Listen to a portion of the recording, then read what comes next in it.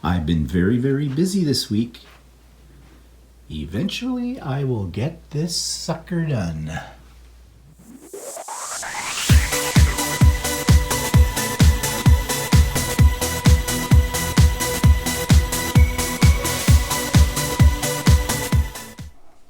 Good morning, everybody. It's Stephen here for Bland Designs and the Idiot Quilter, and welcome to my weekly vlog for Monday, May the 24th, 2021.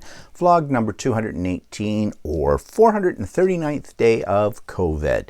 And it really looks it because my hair looks like it hasn't been cut in about 439 days. But hopefully, in a little while, that will be solved.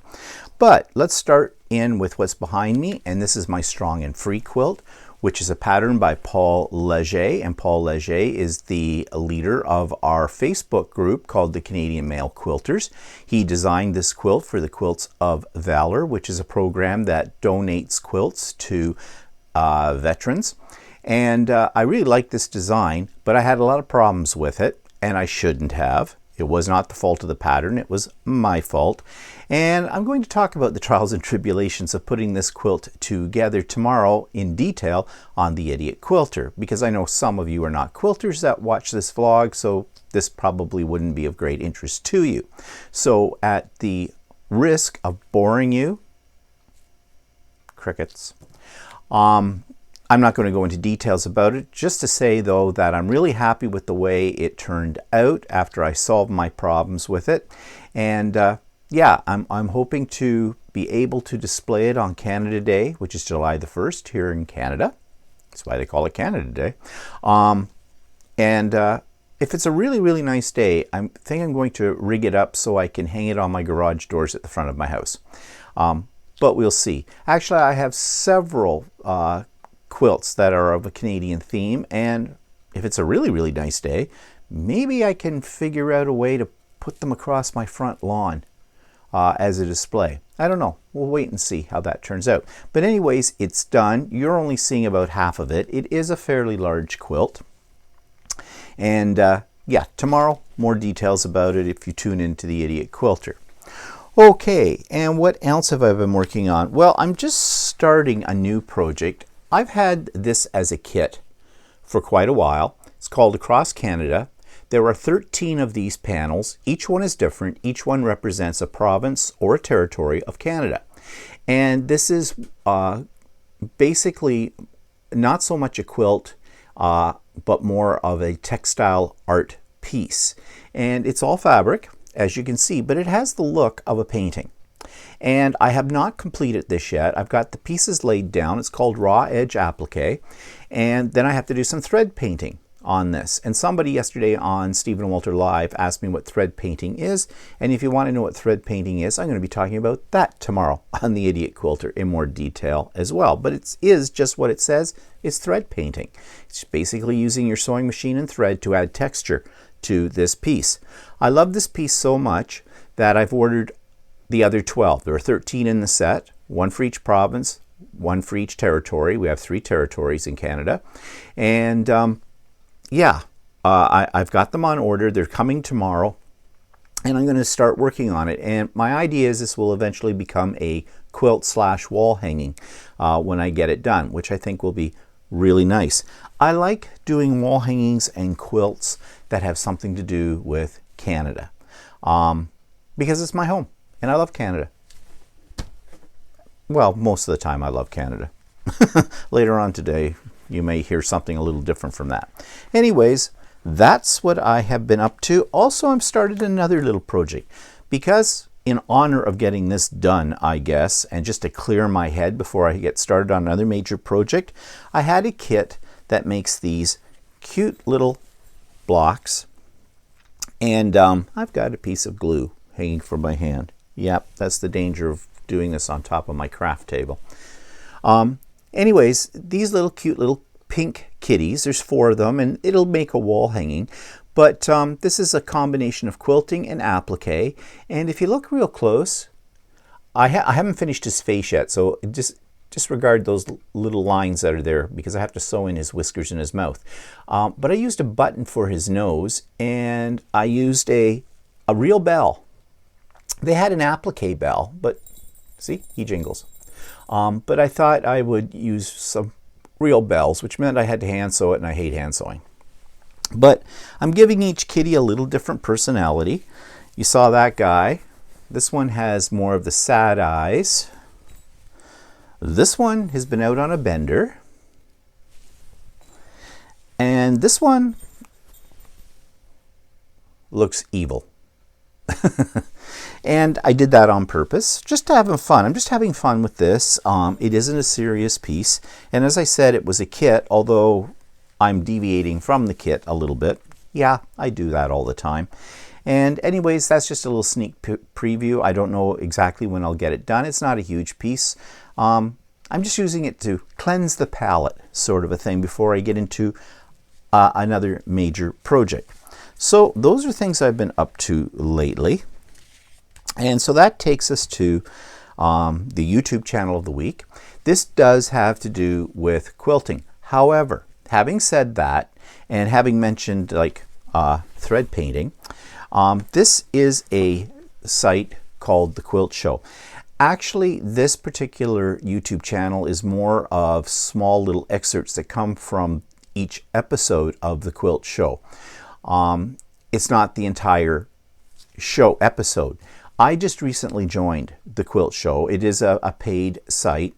Costs about $49 US a year. Well worth the money. I am learning so much from it, and it's inspiring. And this is what I mean. It's not just for quilters.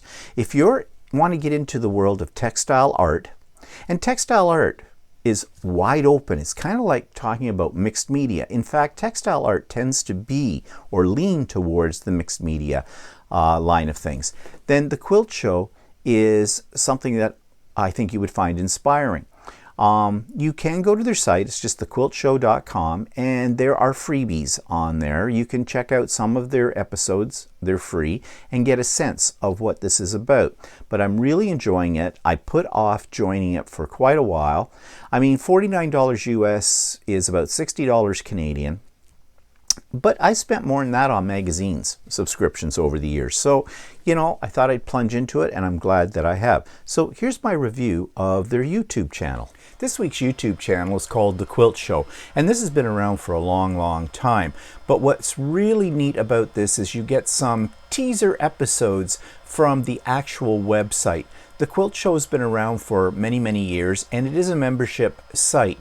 But if you've been putting it off and thinking, should I join this or shouldn't I join us, then you might want to check out the YouTube channel to get a taste of what kind of programming they do. I just recently joined the Quilt Show, and I'm really glad that I did, because it's just a wealth of information and techniques and other resources, including a store, that all quilters, it's a must-have. It really is a must-have. And it's only $49.99 US a year to join it. Now, they're not sponsoring me or anything like that. I'm just telling you my honest opinion about this. But as I said, if you want a taste for what the Quilt Show is all about, check out the YouTube channel.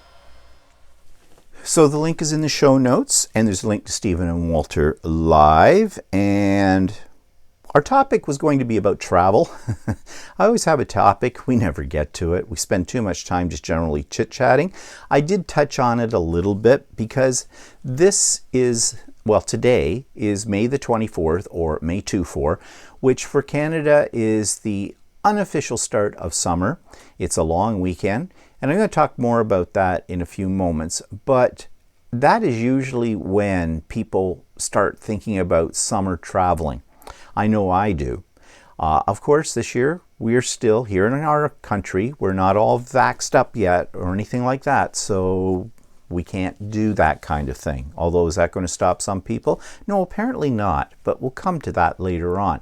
But we were going to talk a little bit more about that extensively. We touched on it. We didn't get that deep into it, and that's okay. Gives us something to talk about later. So the link to that is in the show notes. And there's a link to the latest Idiot Quilter that I made last week. And there is a link to Sew Chatty. Walter and I this past week talked about irons and everything we have learned about irons and the irons that we have and the ones that we like and the ones we don't like. So if you're interested in that, click on the link.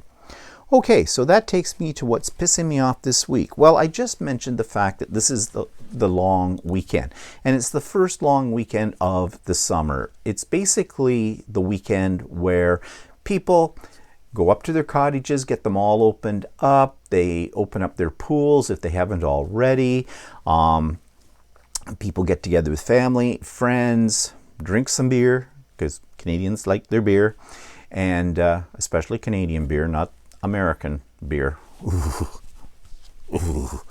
Show me a Canadian that likes American beer and I'll show you a traitor. Yeah, anyways, you have to be Canadian to really appreciate that, I think. Anyways, it is the time when people want to gather, have a good time. It's sort of like we've all come out of hibernation from the long winter and the cold spring, and we want to start enjoying those 2 weeks of summer that we get in Canada. Yeah. Well, of course, we're in COVID still. And Ontario, where I live, as you know, is under a lockdown stay-at-home order. And they've been pressing the provincial government to open things up more. Well, of course they wanted things to be opened up more. In an ideal world, we'd all be able to strut around in downtown Toronto, hit all the cafes, have a drink here, have a drink there, people watch, all that kind of stuff. It's glorious. Yeah, we can't do that. And it's been a long time since we have been able to do it, because this time last year we couldn't do it either. So, you know, we're antsy for it. But the people that seem the most antsy about getting things opened up are the golfers. Yes, the golfers. Now, personally, I have played golf before. I'm not any good at it, and I find it really boring. I can handle about the first 3 holes. After that, I just want to get off the golf course and get into the clubhouse and have a drink. Okay? It is not something that thrills me to death. I mean, really, running around on a huge front lawn trying to knock a stupid little white ball into a little hole that's like 3,000 miles away from you. Yeah, I don't get it. But a lot of people do, and they love it. I suppose it is a form of exercise because you're out walking around. Personally, I'd get a golf cart and play polo instead, and I have done that. And then got kicked off. But, you know, anyways, those are my younger days. Yeah, so I get it. You want to get out there. Many people have, you know, spent a lot of money on golf memberships as well, so they want to get their money's worth. I get that too. But it is still something where people can congregate. Yes, I know that you're outdoors, you can safely distance, all that kind of stuff. But will people do that? No, they will not. Because part of playing golf is being social as well, from my understanding of it. And it's the after the course playing that is the more dangerous part, because people naturally, you know, want to congregate, sit down on a patio, have a drink, talk about the game, that kind of stuff, and socialize. Now, yes, the golf clubs are allowed to open up their clubhouses, even if the golf course itself is open, because that's considered a restaurant and restaurants are closed. And so are outdoor dining right now. Okay. But they've been whining. Well, it's okay. We should be able to go out and play out there. We got to get outside. We need to get exercise. We need to get fresh air. The tennis enthusiasts are doing the same thing. They want the tennis courts opened up. People want the playgrounds opened up. Well, the playgrounds are sort of open up for the kids. In a sense, I disagree with that, but they are, sort of, because there was a big outcry when the Ontario government said they were not going to open up the playgrounds, and oh, those poor children, oh, their mental health, their state, you know, they have to get out there, they're so isolated. No, what that really is the parents going, I got to get the kids out of the house because they're driving me around the wall. Yeah, too bad, you had them. Suck it up, buttercups. Okay, breeders. Yeah, my biases are coming out, right? But the one thing I'm going to say about the government right now is, as you know, they have botched everything from day one, but at least they did not open things up before the long weekend. They knew you cannot trust people in general. People in general would congregate. If you opened up the golfing facilities, the tennis facilities, the playgrounds, the splash pads, if you allowed outdoor dining, people will congregate. And there we have the problem with the disease. Our numbers have been going down, not drastically. And it always depends on what day of the week it is, because one day it's down, one day it's back up. So we're doing this teeter-totter kind of a thing. We have not all been vaccinated yet. There are still quite a number of our population that have not yet had the first vaccine. Again, government botched it with all of that at all levels of government. Okay, they try to blame it on other things, but no, it just comes down to complete incompetence. The Canadian government. I mean, if I've ever been, I've got my proud Canadian quilt behind me, and if I've ever been so disappointed in my country, it's been the way they have handled this crisis. Really. You know, I didn't expect that from our government, but I digress. So they've all been whining, but the government said, not going to do it. Well, they did open up the golf courses, I think. I'm not absolutely sure about that now when I think about it, which I still think is stupid to have done. I don't want to hear these people whining about, you got to get out, you got to get fresh air, it's good for you, it's good for your mental health and all that kind of stuff. You can still go out. They didn't say we can't go out. You can go for a walk. We do. We go to a conservation area. You saw it last week. I showed you a video. Go for a little tramp in the woods. That's okay. You can do that. That gives you fresh air, gives you a change of scenery, makes you like commune with nature and all that stuff for your philosophical, emotional, and mental health and all of that kind of stuff. Take the kids with you. Let them run around on the trails, whatever. It can still be done. But no. People want the more structured social kinds of environments. And that, of course, leads to more cases of COVID. So, what do I say to people like that? Selfish. You're just damn selfish. Get over it. Figure it out. You've had 14, 15 months to figure this thing out. If you're still relying on other people to please your personal needs, you're just bloody selfish. Suck it up. There's still that light at the end of the tunnel. It has not gone out. It's getting better.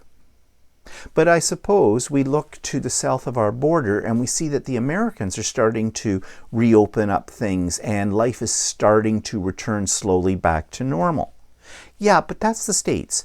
The States make their vaccine. There are many, many more people in the States that have had the 2 shots than there are in Canada. We are way behind. Way behind. And just because the Americans do it doesn't mean we have to do it. If the Americans all jumped off a cliff, yeah. So I guess what I'm pissed off is that I know what's going to happen. In about a week's time, 2 weeks' time, our case numbers will have gone up. Why? Because people went to their cottages and they did sneaky little socializations, got together with the other cottage people. They went to their trailers. They got together with the other people at their trailers. They had a family barbecue because, their family are all part of their bubble. Well, no, they're not, unless they're living in your house. Having grandpa and grandma over and the uncles and the aunts and all the cousins and everything for a Barbie does not constitute a bubble. I've noticed lately too, you don't hear that term much anymore. They finally got wise to the idea that people were interpreting the bubble in 100 different ways, none of them good. So, let's just hang in there. We all want to get out. We all want to do things. I mean, I'm antsy as hell to travel. I mean, in about another 2 months' time, we'll be in the middle of the summer and my birthday comes up. And traditionally, that's the weekend closest to my birthday. We will go for 3 days to places about 2.5 hours away from us. And we go to see some plays. We eat out. We hit all the quilt stores because it's an area that is rich in quilt stores. And just, it's a getaway weekend, 3 days kind of a thing, 2 nights, 3 days. And it's just fun. And I miss that. We could not do that last year. We cannot do it this year. So yeah, I know the feeling, but I don't want to take the risk of killing myself or killing somebody else with this terrible disease. So think about that, people. I guess the last thing I can say about that is suck it up, Buttercup. Okay, moving on. So that takes us to cheerier stuff. Another story about my grandmother. Well, I mentioned last week there were 3 girls that lived next door to my grandmother, and they became lifetime friends. And my grandmother, she basically, my grandmother was the kind of lady who spoke her mind. And she had some very, very definite ideas about people that she knew. Now, she lived next to this family for many, many, many years, and she got along fine with them. However, the 3 girls, my grandmother characterized each ones. The girls were all very close in age. The oldest one, who was probably about 2 years older than me or so, my grandmother hated. She thought she was spoiled, rotten brat. She thought that because she had some health issues, that the parents spent all their time, all their energy, all their money, everything, babying and catering to this girl. So my grandmother hated her. That was my grandmother. The youngest one, she considered devious and a ditz. The youngest one was my age. So, she was always up to no good, that one. But the middle girl, middle child syndrome, I guess, she was perfect. She was intelligent and caring and understanding and had everything dumped on her by the other 2 sisters. So it was a sort of a Cinderella complex in my grandmother's mind, the 2 ugly blisters and then Cinderella kind of a deal.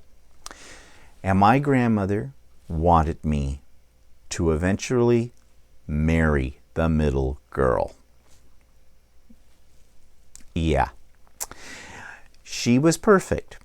And as far as my grandmother was concerned, that's the girl that I should marry. Well, that didn't happen, did it?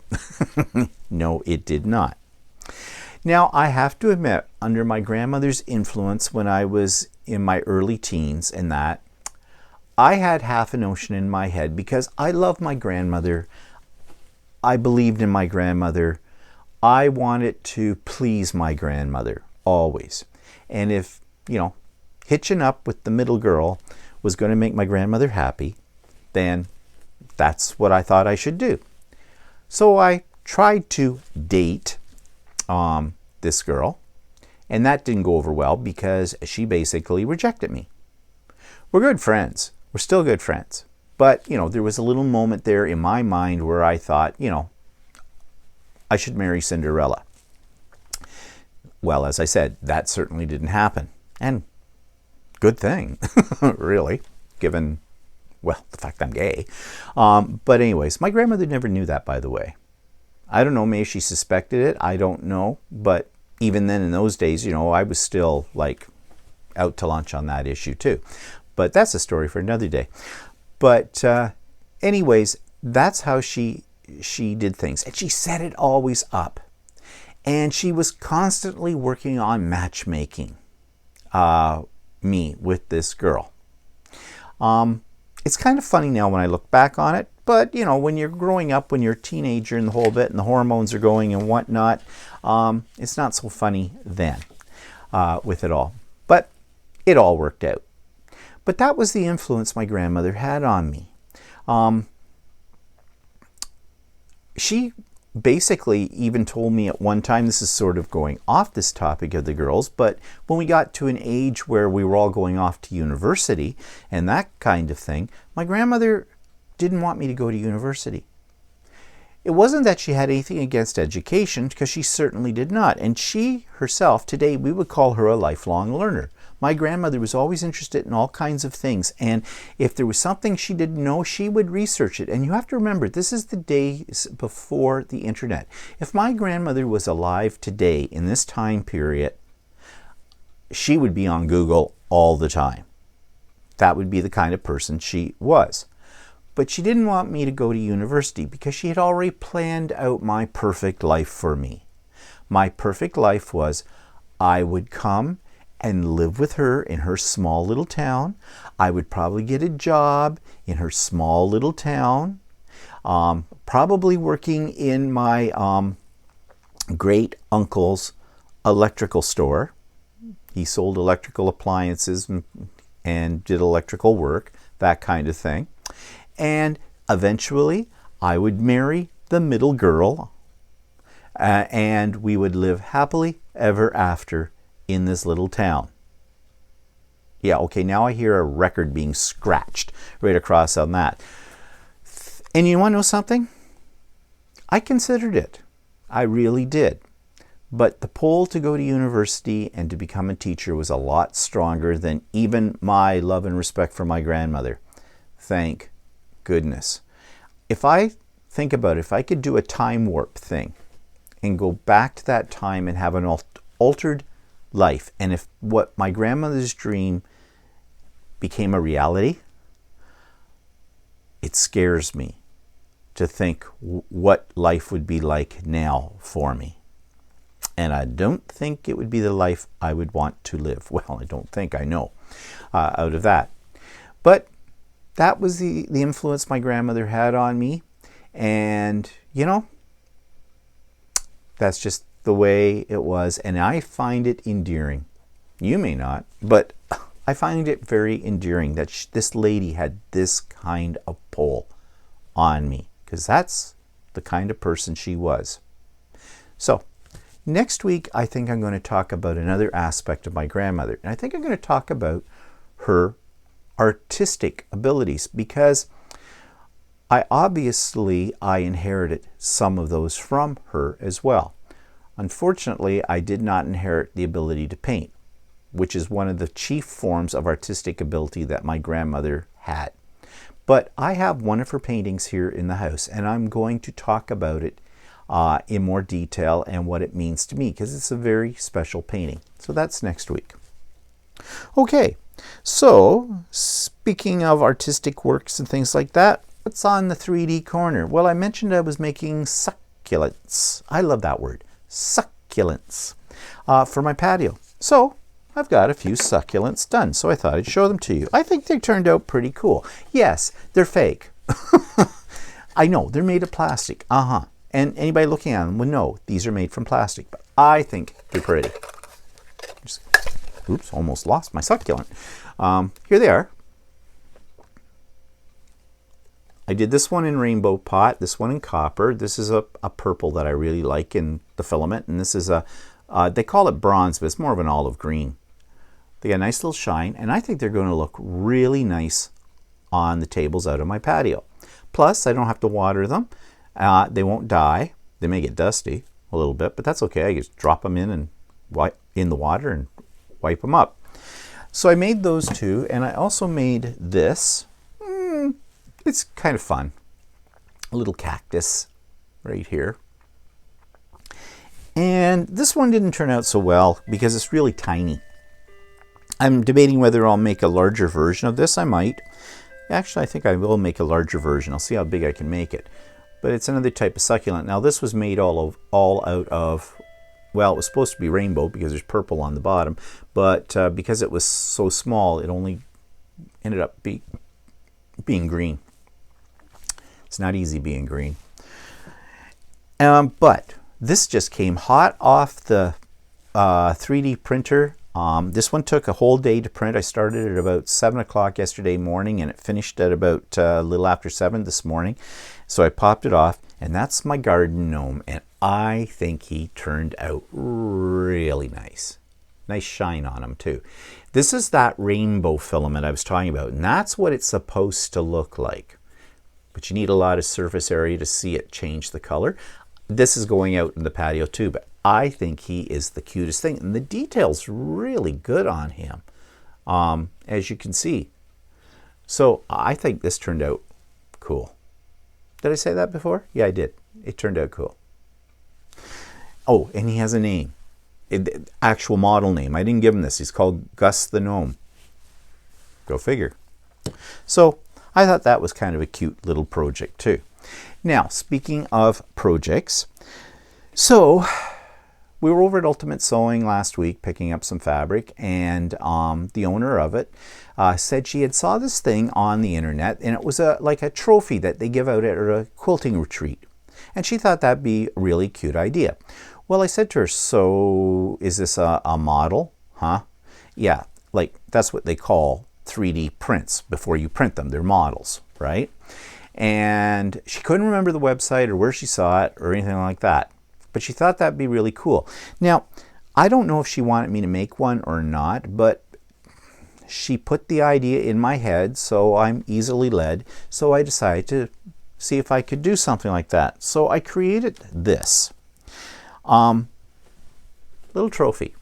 I've put the name of the store on here, Ultimate Sewing, best overall. I don't know what you'd give an award for, but anyways, I added this little sewing machine on here, and I printed it in rainbow colors. It didn't turn out the way I thought it should turn out. In fact, it fell apart. This is glued. This fell off the sewing machine.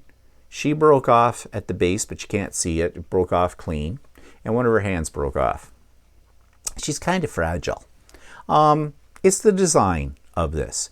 I started to print it out in gold and doing it quite a little bit different.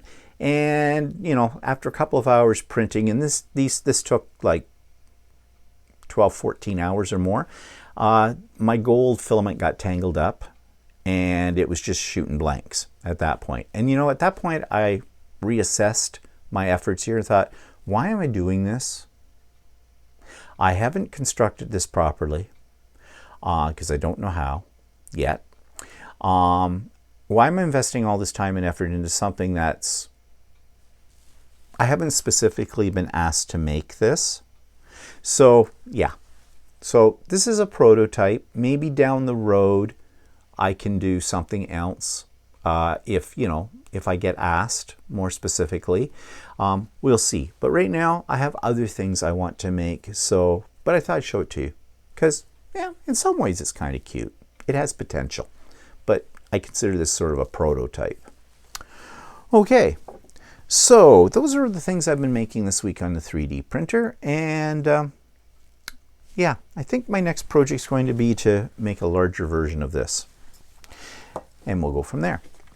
Okay, so that takes us to the final episode of my Rolodex book, the finished product, and I'm going to insert that video for you right here, right now. Okay, so now I've got the Rolodex all finished, and as you can see, I added those chest pieces down here in the corner and put in some butterflies amongst them. And you know me and butterflies, I love butterflies. So I also put some of them down here on the bottom.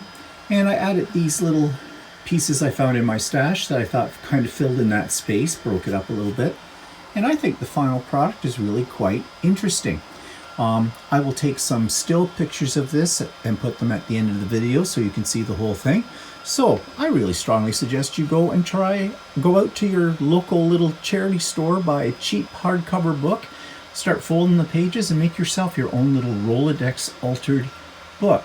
It's a lot of fun to do, and as you get into it, you'll find it's a great way to use up some of your stash.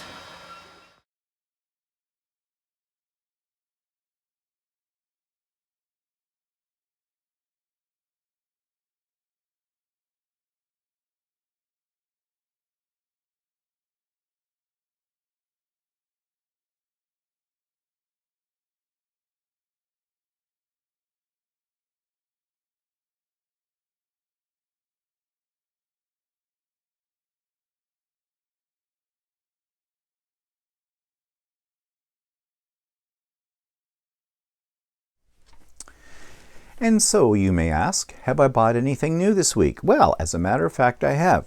First thing is, I think I mentioned it last week that I had an order to a new place that I was told about that's in Calgary called Pancana, or Packana.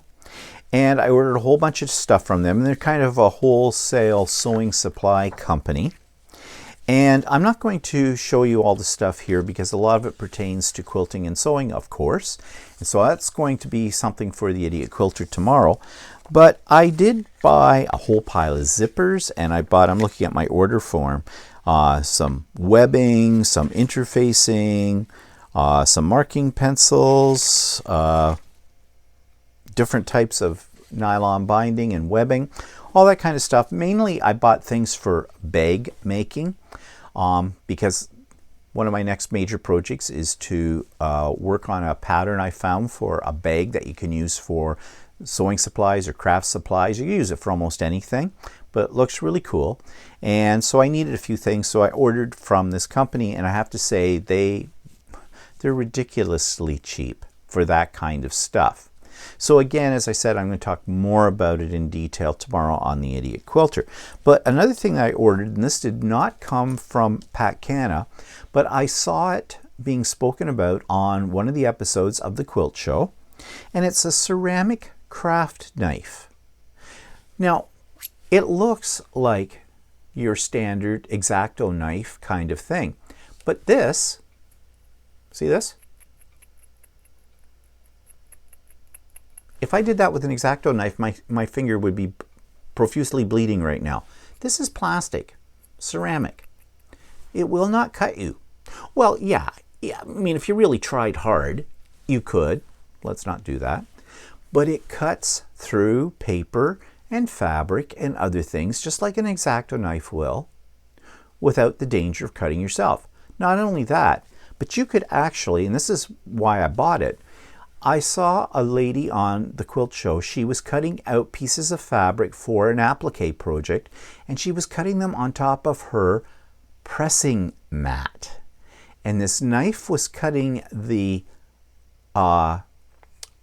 stabilizer, the paper stabilizer, but it was not cutting through to her cutting mat.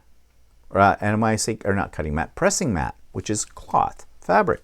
And I thought, well, that's very handy. So I went on Amazon and I found one, not cheap, about 25 bucks for one of these, but it's very well made. It's very, very strong, and it does a wonderful job. So highly recommend it, especially if you're crafting with children. You know, doesn't take much with a regular X-Acto knife to cut yourself. With this, you can use this much more safely with children. So, yeah, goodbye, I thought. Pricey, but, and supposedly it'll last about 10 times longer than an X-Acto knife blade. And you can get replacement blades for it too, just like you can for an X-Acto knife. So, there we go. So that's all that I managed to acquire in the past week. Okay, so events in the past week. Well, we finally got the official news. My mother is moving this coming Thursday into the new nursing home. I guess the cases of COVID in the new nursing home that rose up have been resolved. Everything is fine now, and so they're going to move her in on Thursday, which means after I finish this vlog, I have to get on the phone to Belle and do everything I need to do to disconnect her TV and her telephone and get that stuff picked up that I need from the nursing home. And yeah, so this will be fun. Not looking forward to this because, as you know, I've said it many times before, every time I deal with that company, something so simple becomes so complicated. But anyways, we'll get to that. But that'll be nice. She's finally getting moved into the new place. Of course, I did not talk to her in the past week because I got a text message a few minutes before I was scheduled to do a FaceTime with my mother. And yes, of course, you can guess it. She was in bed again. Is she sick? No, she was just tired. So I asked, I said, you know, she's been tired a lot lately. I'm wondering if this is a sign of something else, or my mother's trying to avoid me. I don't know which it is. They did say, well, I said, now she's on a new drug. And they said, well, switching over to a new drug, that could make her a little drowsy, and that could last for up to 4 to 6 weeks, that kind of thing. So I said, well, you know, I'd like to talk to the nurse practitioner about this. And they said, sure, they would get her to call me. She never did. This is typical. I never hear from the nurse practitioner. I have putting requests back and forth. I'm getting very annoyed with this. I'm getting annoyed with it too because there's a couple of other things that, well, my sister seems to feel that my mother's is starting to exhibit signs of dementia or Alzheimer's. Personally, I have not seen that.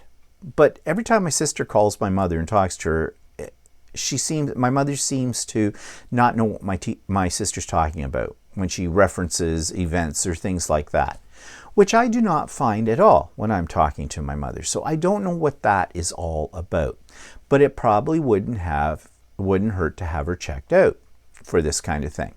Plus, my sister's concerned about my mother's hearing. She feels my mother's going deaf. Well, yeah, I think my mother's hearing is not what it was. I mean, she is almost 81 years old, you know, it happens. But, you know, she seems to hear when she wants to hear. So, again, sometimes it's easier for my mother, I think, not to pretend she can't hear what you've said when she doesn't want to respond. Maybe. I don't know. To get her ears tested, her hearing tested, is an involved situation. I had inquired about this before, and apparently I would have to make the arrangements for her to be taken to some place to get a hearing test. That's involved because then I have to arrange for transportation. It's not like I can just bundle my mother up and take her off in the car myself. I have to get handy trans and all that kind of stuff. And okay, so let's say they get her ear hearing aids. Well, those things today are so small, she'll just lose them. Or she won't like them. She'll just pull them out and be the episode with her teeth all over again, where she, you know, conveniently wrapped them up in a napkin and left them on the table at lunch and they got thrown out. Yeah, my mother's devious. There's no two ways about it. So, yeah. I mean, I will observe, and if I feel it's coming to a point where, you know, there is a real serious problem, then I'll go into action. But in the meantime, my sister tends to worry about things like this. Of course, it's not my sister's making the arrangements for all this because I have power of attorney. And as such, power of attorney, as far as my sister's concerned, means I look after everything. Not just finances, I look after everything. But she's always willing to give me some helpful suggestions. So anyways, I don't know if my mother knows she's moving on Thursday or not. I'll find out tomorrow, FaceTime with her, if I can get her on the computer or on the FaceTime call, unless she's sleeping again. But we'll see. So I guess she's okay. I'll be happy when she's in the new place. I think she'll be a little happier there too, but she'll find things to complain about, I'm sure. Okay, so we had a little dilemma this week with our kitchen sink. Now, this has been an ongoing problem. Our kitchen sink leaks the drain. We know why. Because there's a pipe that goes up into the drain and it has like a lock nut thingy, like you can tell I'm really technical about this, that has been stripped. The threads are stripped. It'll only go up so far, and so we tighten it up as far as it'll go. But as time goes by, vibration, all that kind of stuff, it loosens off, it drops down, water comes out because two pipes separate slightly. What's our solution? A bucket. Yeah, we have a pail underneath. Well, it's gotten to the point where, yeah, this isn't working anymore. So, because we can't go over to Home Depot and pick up what we need, and we're not even sure what we need, and Walter is the person who does the fixing of things, and he's saying, he's not really sure how to fix this. I mean, it's not just a question of putting on a new nut thing or whatever. I mean, you got to take the drain out and all this kind of stuff. We watched videos on YouTube about how to do it. It doesn't seem all that hard, but better left to a professional who knows what they're doing. So I called up a plumber, having no idea whether or not plumbers could come during COVID to us or not. But yeah, they could. So we got a plumber. He came out, and he was here maybe half an hour. He fixed the whole thing. He put in brand new drains in both of our sinks. He said, even though the second sink wasn't doing this, he said they're both the same age, and they're 26 years old. He said the other one will probably go too. He says, so it's just as easy right now while I'm here to do both. We said, sure, fine. I could hear ka-ching, ka-ching, ka-ching, you know, because plumbers are not cheap. Got it all fixed up. It's working dandy. Did not cost that much. The parts were, I think, for the 2 new drains and the parts that he needed, that was about $50 or something. It was only about 40 something. And then his labor or whatever on top of that, with tax, everything, came out to just slightly over $200. I thought that was pretty good. I was expecting more like double that, you know. So, yeah, so we're very happy little campers right now. Those two, that has all been fixed. We don't have to worry about flooding out the place now when we use the drains. So, you know, we should have done that a long time ago. But, you know, we don't work that fast around things like this. Have bucket, we'll solve the situation. Okay, so Walter did cook this week. Something he's made before, but I love this recipe. I'm going to insert that little video right now. So, what's Wally cooking for dinner tonight? Bolognese sauce with ravioli. Oh, and what kind of ravioli do we have? Spinach is still in the freezer. Oh, still in the freezer. And you're going to use your Instapot? Fresh frozen. Fresh frozen. It's not your own homemade ravioli. He has made his own ravioli. Made it, but it's a pain in the butt. So, this is Ziggy's ravioli. And he's getting his meat ready and his other ingredients into the Instapot to make his bolognese. But you don't usually make your bolognese in the Instapot, do you? It's late tonight, so I'm late doing this because I was busy in the garden. Because you see, it is Wednesday night, so it is Avantes Wednesday when we have Italian-like food. I say it's like Italian because probably This is going to be a quickie bolognese sauce. It's supposed to simmer for 3 hours, but oh, well, I'm not going waiting to simmer 3 for hours. 3 hours. And we're having some crudités as well. So what's in the pot now? Well, it's supposed to be pancetta, but I'm using bacon. Oh, say it isn't so. You're not Italian. So you've already done your hamburger. That's over there. Yeah. And you've got chopped carrots and onions over here. Yeah. And now you're doing your pancetta, which isn't pancetta, but is bacon, in here. Yeah. And then what happens with it then? And then, Checking the recipe. well, I have to add some white wine and some chicken stock, and then I gotta let it simmer for a bit. But I'm gonna do it I'm doing it in the Instapot, so I'm gonna pressurize it because it'll make it cook faster. Because we're in such a rush. And here's the final product. Ravioli with bolognese sauce made by Wally in the Instapot. Frozen ravioli though. Mm-hmm. It may be good. Well, actually, it was fresh ravioli that I froze. Oh, so you But froze store fresh. bought. It's store-bought. Well, anyways, it's Avante Wednesday. And not only has Walter been industrious in the kitchen, he's been industrious with outdoors. He's got things planted in our deck top garden, container gardening thing that we do. Of course, when I say we do, I mean Walter does. And he's been trying to rejuvenate our backyard as well. Our backyard is basically weeds. So he got out there, he raked up leaves and weeds. So I mean his backyard of weeds. And he's planted grass seed, and he's like diligently watering it every day, because I guess it takes about 7 days for it to take hold. And we haven't had a lot of rain in the last week or so, so it's been kind of dry. So he's trying to bring the backyard back to life. And that's, you know, my idea of a wonderful backyard is either decking or pavement. But it would cost us an arm and a leg to deck our backyard, and we wouldn't use it anyways. So, you know, this is the next best thing. And he's been working on that, and I don't want to seem lazy. I'm just not into yard work. Never have been. My parents killed that idea in me when I was a kid because I always had to cut the lawn, I had to weed the gardens and do all that stuff, and I hated it. But anyways, I did clean up the patio underneath where I'm going to put my succulents. And I thought I'd show you that. So I've got two little videos here back to back. One is what Walter has done with our container gardening in the backyard and what I did with our patio underneath our deck. So I thought I'd show you what Walter's been up to in his gardening. I don't garden, Walter does.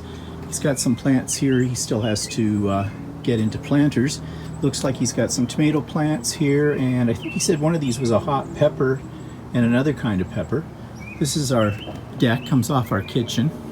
You can see we're elevated here. We have a nice green forest in behind us.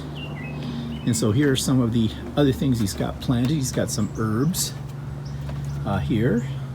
I don't know what he's going to put in that one. More herbs. That's a tomato plant. This will be lettuce. We started this lettuce in the house, both of these, and that's why they look a little wilted right now, but they'll perk up.